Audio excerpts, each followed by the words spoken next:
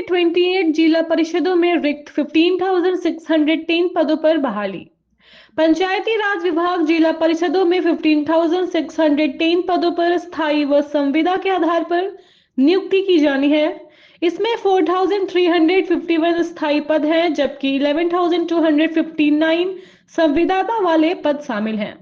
स्थायी पदों पर नियुक्ति बिहार लोक सेवा आयोग और बिहार कर्मचारी सेवा आयोग द्वारा की जानी है। अभी तक राज्य में 10 जिले से ज्यादा संविदा वाले पदों पर नियुक्त की गई है। शेष 28 जिलों को इन पदों पर शीघ्र नियुक्ति कर निर्देश दिया गया है। बिहार बिजनेस कनेक्ट 19 दिसंबर से पटना अयोग्य 80 देशों के निवेशक। बिहार का औद्योगिक माहौल तेजी से बदल रहा है। छोटे और मध्यम उद्योग के साथ साथ अब उद्योग जगत के बड़े ब्रांड भी बिहार में निवेश को लेकर इच्छुक हैं। सरकार भी निवेश को प्रोत्साहित करने के लिए हर संभव कदम उठा रही है। बिहार में निवेशकों की दूसरी समिट की तारीख सामने आ गई है। बिहार बिजनेस कनेक्ट 2024 का आयोजन 19 और 20 दिसंबर को राज्य की राजधानी पटना में होगा।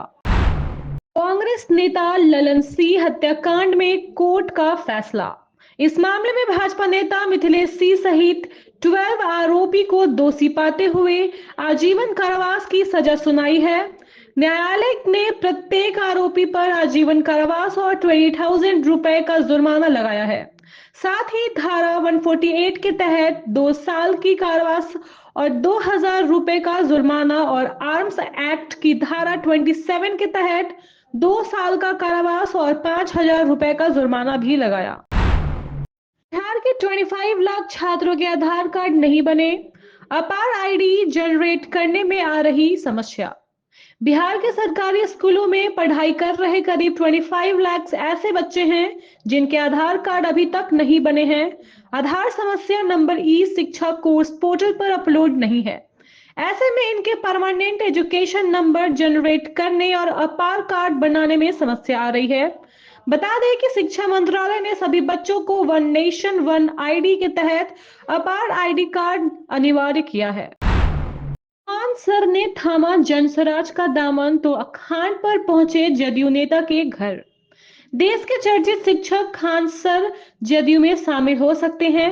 रहमान सर के जनसुराज में जाने की खबर के बीच खान सर ने जदयू के राष्ट्रीय महासचिव मनीष वर्मा से मुलाकात की है। उनकी इस मुलाकात के बाद सियासी गलियारे में इस बात को लेकर चर्चा है कि खान सर जदयू की सदस्यता से ले सकते हैं। कुछ दिनों पहले खान सर ने सीएम नीतीश कुमार से भी मुलाकात की थी। फारबिसगंज वाले की बल्ले बल्ले, इस जगह होने जा रहा है फ्लाईओवर का निर्माण। अररिया के फारबिसगंज में जाम से मुक्त के लिए सुभाष चौक स्थित रेलवे क्रॉसिंग पर उच्च स्तरीय रेल ओवर ब्रिज का निर्माण किया जाएगा।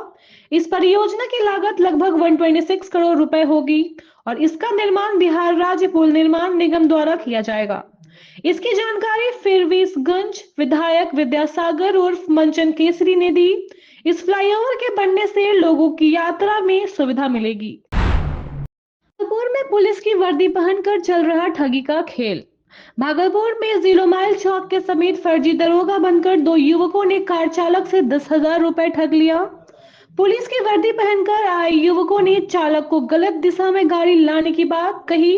इसके बाद कहा कि थाने चलना पड़ेगा। गाड़ी चालक उनकी बात सुनकर घबरा गया।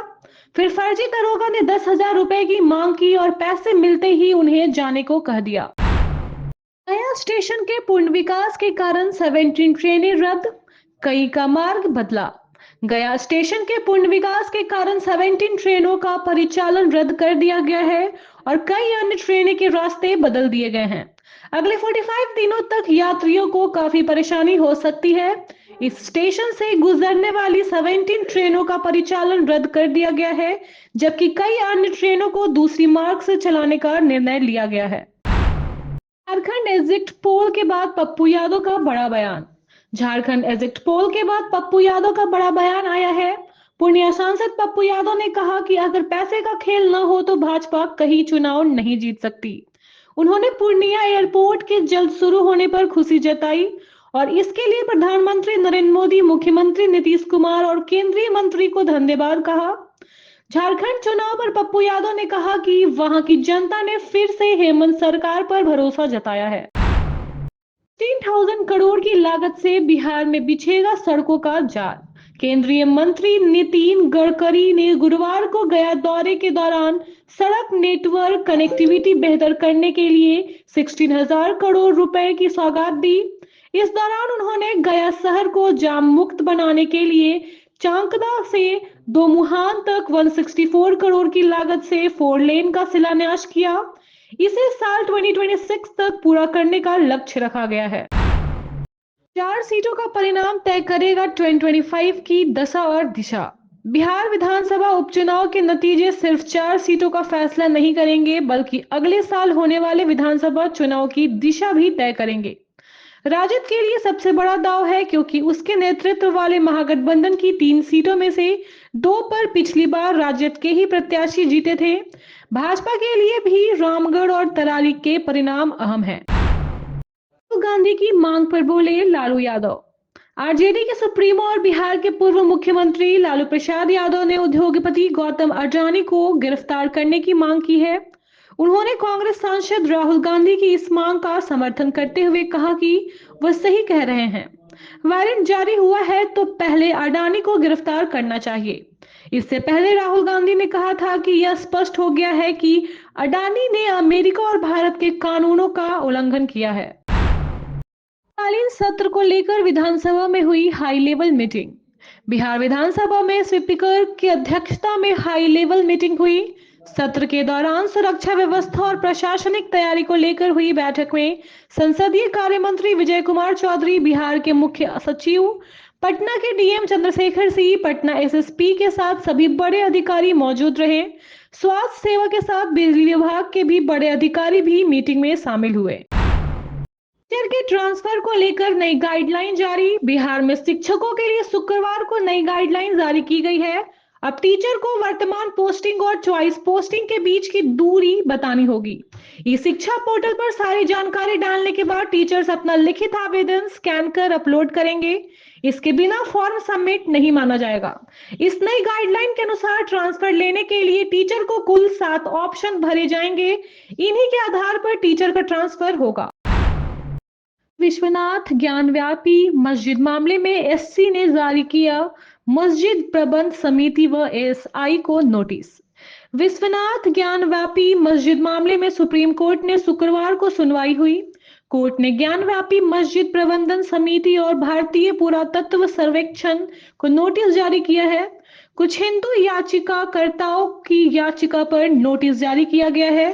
उन्होंने ज्ञानव्यापी मस्जिद के वजूखाना क्षेत्र का सर्वेक्षण एएसआई से कराने की मांग की है। जयराम महतो ने सभी प्रत्याशियों की बढ़ाई दुगदुगी। बेरमो में त्रिकोणीय मुकाबला। बोकारो जिले के बेरमो विधानसभा क्षेत्र में कुल 12 प्रत्याशी चुनाव मैदान में हैं। चुनाव मैदान में कांग्रेस पार्टी से कुमार जयमंगल, भाजपा से रविंद्र कुमार पांडे, जयराम महतो, जगदीश केवेट, मंजूर आलम, मोहन लाल सौमा, शंकर शास्त्री, घनश्याम मिश्रा, तीर्थनाथ आकाश, मंतोष सोरेन, मोहम्मद बेलाल हाशमी तथा रूपलाल ठाकुर हैं। यहाँ कोई महिला प्रत्याशी चुनाव नहीं लड़ रही। साल से बिष्णुपुर विधानसभा सीट बनी झामुमो का गढ़। बिष्णुपुर सीट झारखंड की 81 विधानसभा सीटों में से एक है।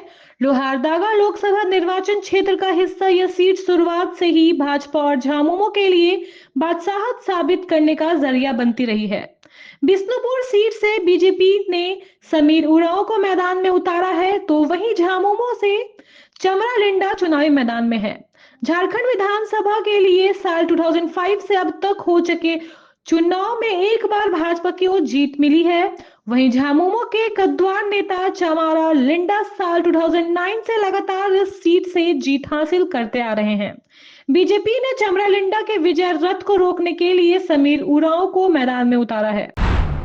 यह है कांग्रेस और बीजेपी के बीच नाक की लड़ाई। बड़कागांव विधानसभा सीट पर बीजेपी और कांग्रेस के बीच कांटे की टक्कर देखने को मिल सकती है। रोशनलाल चौधरी का मुकाबला अंबा प्रसाद साहू से है। बसपा ने कमरेश्वर कुमार दास को मैदान में उतारा है। इस सीट पर जेएलकेएम के बालेश्वर कुमार और एआईएमआईएम के मोहम्मद समीम मियां भी चुनाव लड़ रहे हैं। 23 नवंबर को इन उम्मीदवारों की किस्मत का फैसला हो जाएगा।